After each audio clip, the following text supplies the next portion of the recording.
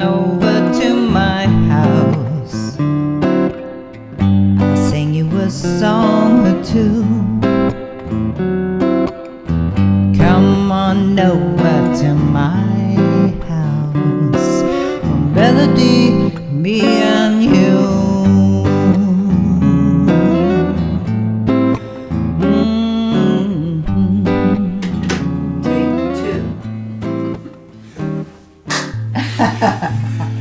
So, I'm very excited to have this guy right here play music with me today. His name is Mike Stacey, and I've known him for quite a while, but not like I'm going to learn to know him right now after I ask him these questions. So the first thing that I think people would want to know is, are you a Kentite? Are you from Kent originally? Not originally. I grew up on the east side of Cleveland in a suburb and came down to Kent to go to college in 1970. So I've been in Kent longer than I was in my hometown. But the year of turmoil. Yeah. We came down at the fall after the shootings in the spring. Wow. And my parents were, you sure you want to go down there? It's like, yeah. Oh, yeah, that's fine. Were you living in like renting a house or? Well, I was in a dorm for 2 years. Yeah, for 2 years in the dorm, and then I finally moved out and got a house, rented a house. But and where was that at? Just out of curiosity. The house? Yeah. In Brady Lake. Cool. Yeah. Lived in Brady Lake before too. Yeah. Inexpensive houses. So, here's a question. How old were you when you first started doing music? 11. 11? I got my first guitar when I was 11, yeah. And what was that, your guitar? It's a Montgomery Ward. It probably didn't even have I think it cost all of $30. Wow. And I played it for a long time. It was an acoustic guitar. It was about that thick. And it had an F-hole, and F-holes and a cutout. So I thought that was really cool. And that was the brand, Montgomery Ward? Yeah, I picked it out of their catalog. I have no idea. They might have had a name on it, but I don't remember. Wow. But I played that for years. Of course, it played like a plank. There was no... It was really hard to play, actually. When I took lessons for just a short while, and the teachers well, you should get a better guitar. This one's hard to play. It's like, well... Builds character. So you took lessons so your parents were like into you doing the music thing, basically? Or? They supported it. At that point, it was like, well, yeah, if you want to go do that, that's fine. And lessons were cheap. Yeah. And I took lessons from in the next suburb over at this music store, and every week I would get the guy would write out an old standard take up half the lesson to write it out, and while you sat there? I'm sitting there, and the chords and stuff, and send me off home, and I'd get home and try and learn how to play these, and I've never heard these songs. Yeah. Smoke gets in your eyes? What? Wow. Dad, is this the way this is supposed to sound? It's close.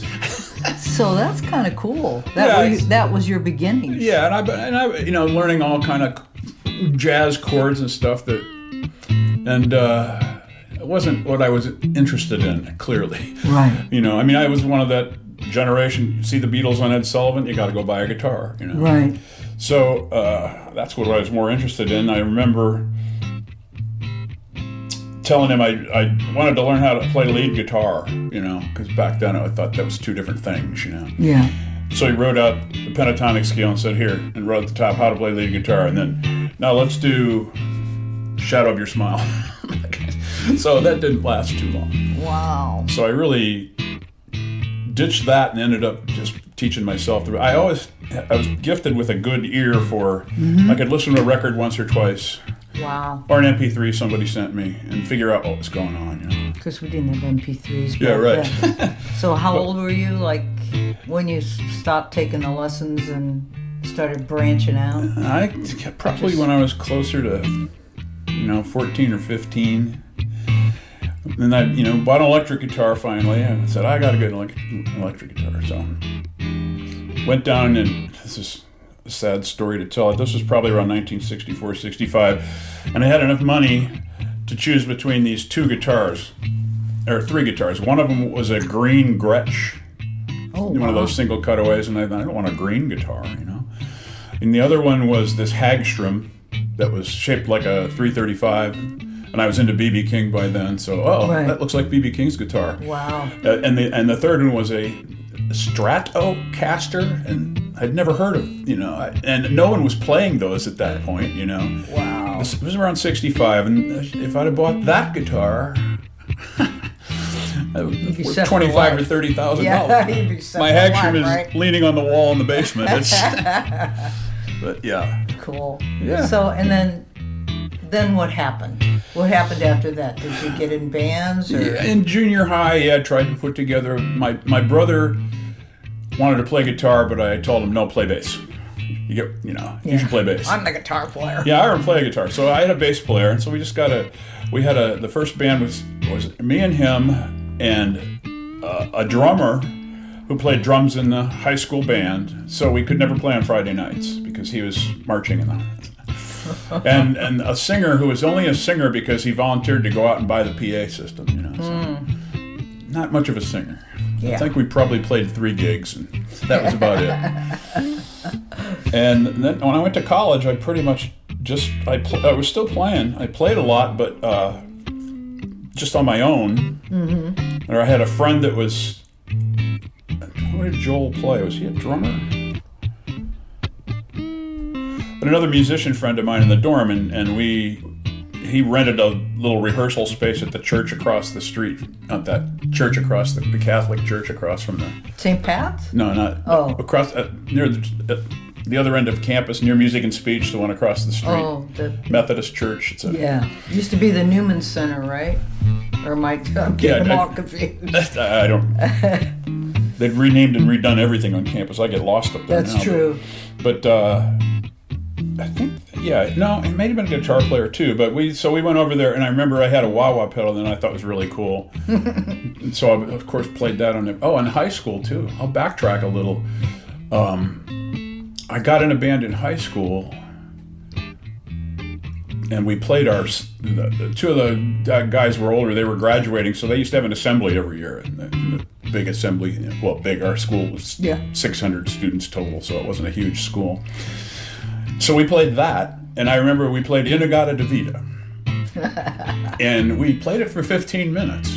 Oh my God. We used to play a long version of it, and I mean, I remember I played a really long solo, and I mean, much more than I would ever play today. Yeah. I don't know what I played. I must have played Everything I Know, and I stepped on the fuzz tone and played Everything I Know again. Then I stepped on the wah pedal and played Everything I Know again. That's all I can think I must have done. But to this day, I couldn't have filled up that much. I get sort of ticked off when I get, hey, play another one. No, I'm done. Yeah. But yeah, so in college, so I played a little bit in high school, played a little bit in college, but then when I was maybe a sophomore or junior, I was hanging around with a theater crowd, and they were big fans of the Numbers Band. You know, they said, "Oh, you should go if you like blues. You should go." And that back then, this is good because I want to figure out how this all came about. Yeah, well, this is the sad story. They were pretty much a straight blues band at that point. Bob was playing mostly harmonica and singing. They had two guitars, Hank and Mike, 2 other guitars, bass, and Rod was playing with them then. Was that Drake on bass? Not yet. Not yet. I forget his name, the guy who was on bass.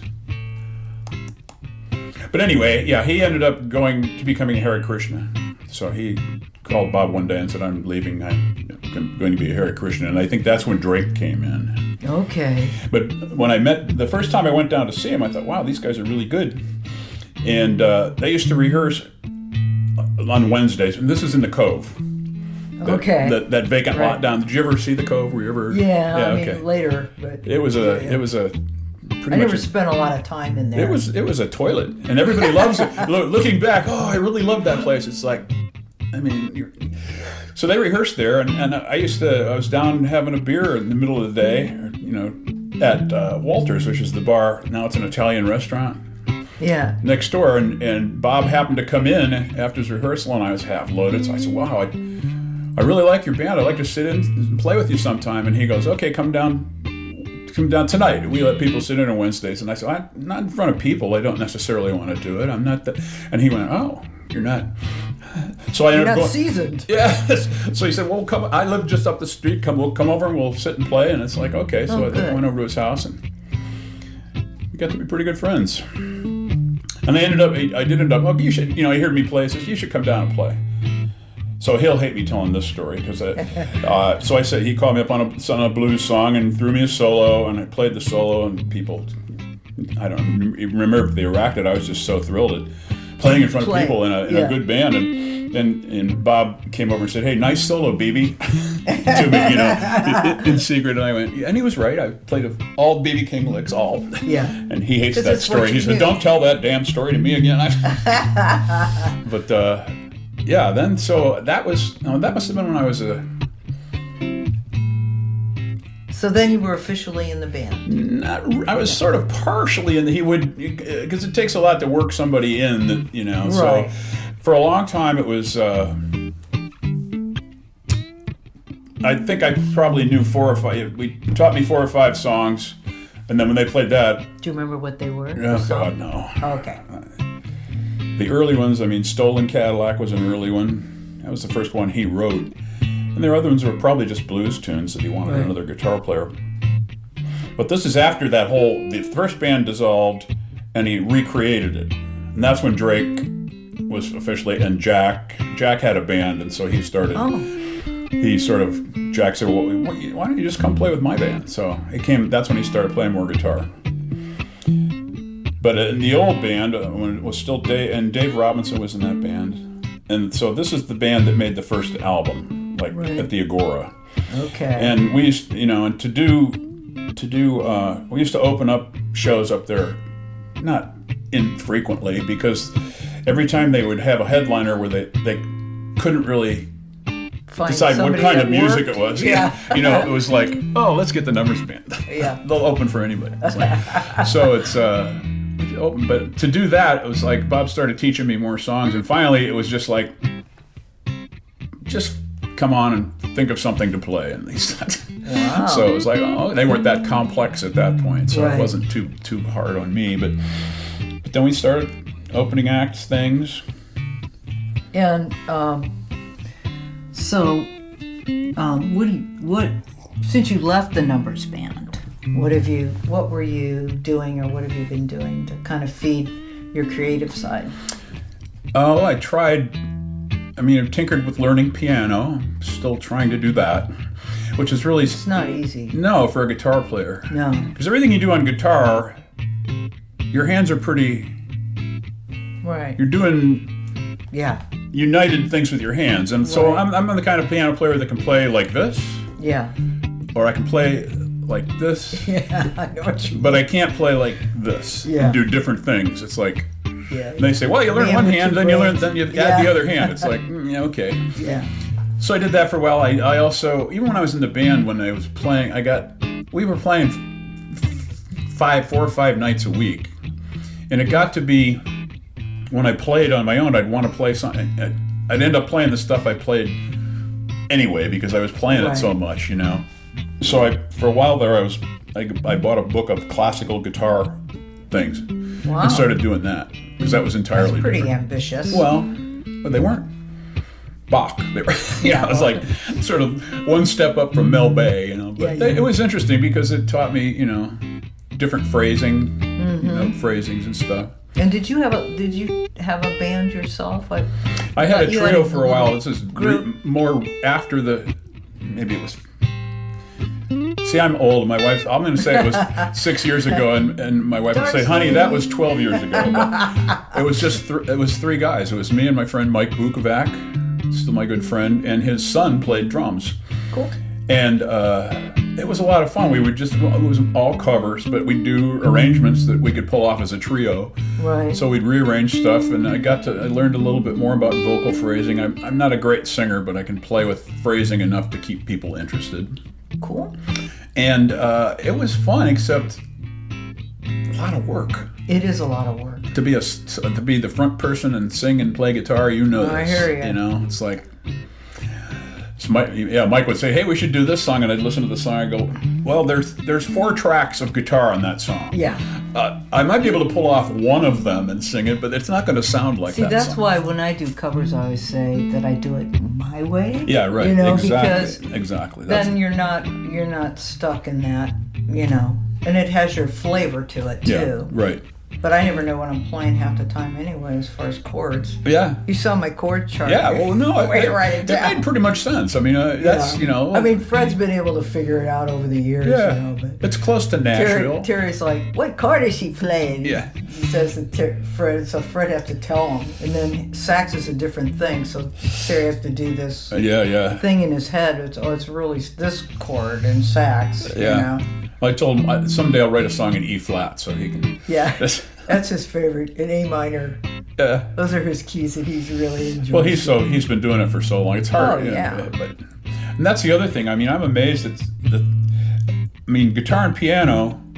I had a sax in my house once. I was living out in Streetsboro somewhere, and for some reason I had a sax in the house, a student sax. I was holding it for somebody to give it to somebody else, and I could get one note out of it. Yeah. It was a pretty nice note, but the keys made no difference. Yeah. So it's which I guess you could make it work if you only played songs in a certain key. Yeah. And played a rock and roll sax part. Or you're doing the rhythm. Yeah. And never changed. I could have been a sax player, but yeah. So. Yeah, it's on the mouth. Yeah. But I mean, the instruments are so. I mean, one of the things that guitar and piano both have is, well, guitar you can go sideways, but if you want a higher note, you go this way.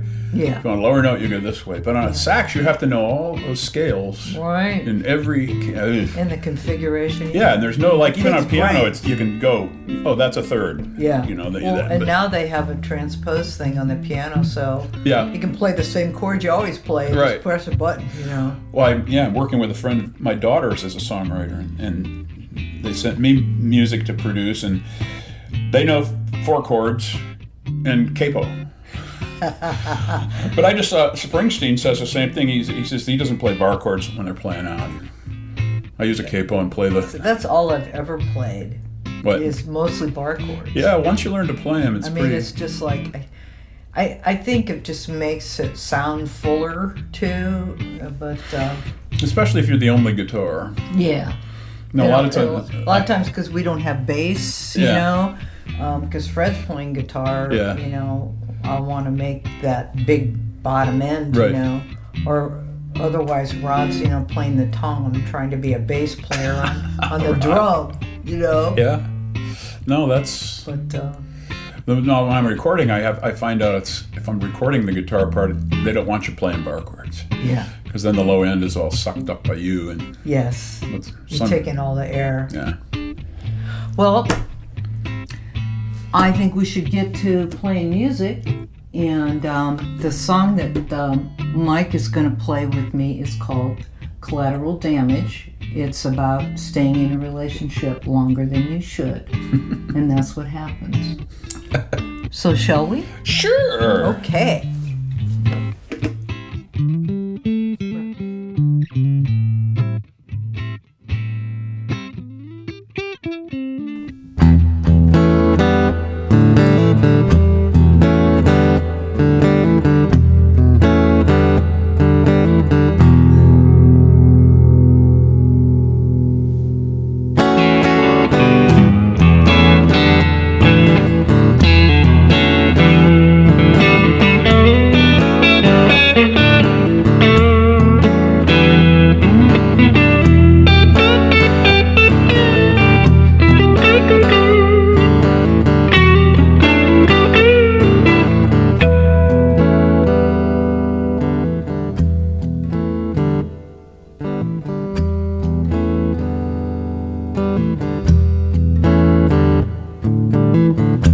Damage me. I'm in pieces in the rain. Since you took my heart, wrapped it up in cellophane, yeah. Oh, I just can't wriggle free. You hold so tight on me, damage.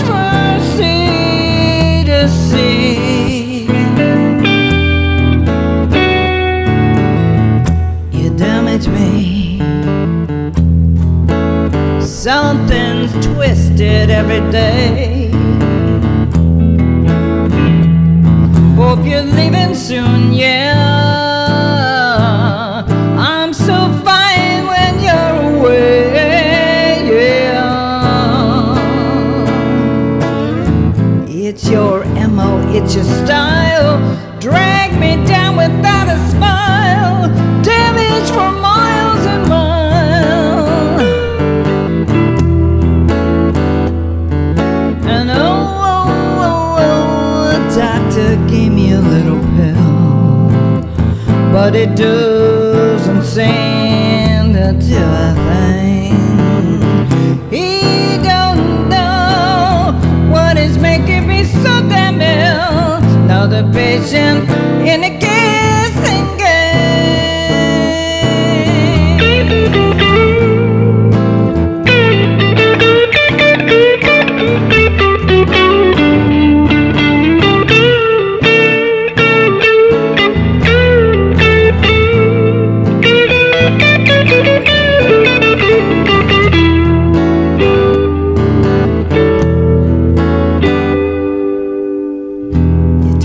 me.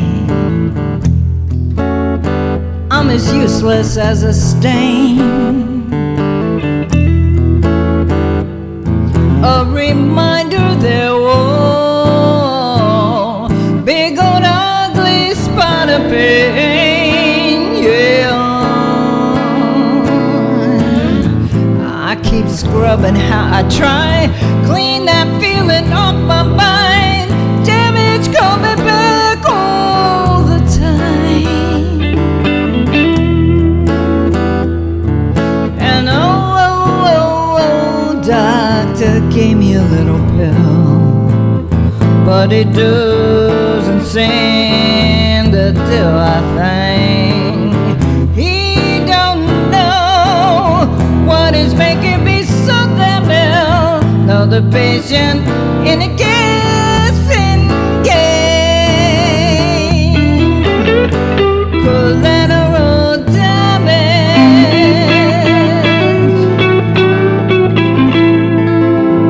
from the west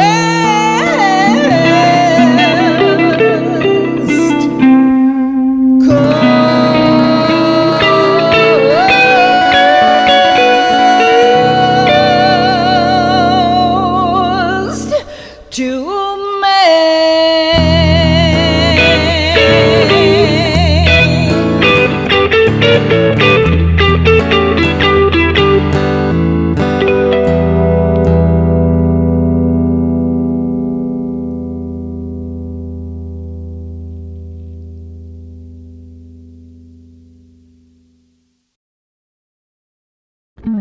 And that's a wrap for episode 4. I hope you enjoyed my special guest Mike Stacey as much as I did. This is something I plan on continuing with other talented folks in the future, so be sure to stay tuned. I would love it if you would like and share my podcast with your friends and family. April is my birthday month, and that would be a great present. Hope we can get together next time for episode 5 in May. And don't forget to sign up for notifications at defrangemusic.com. Until then, wishing you all the best, my friends.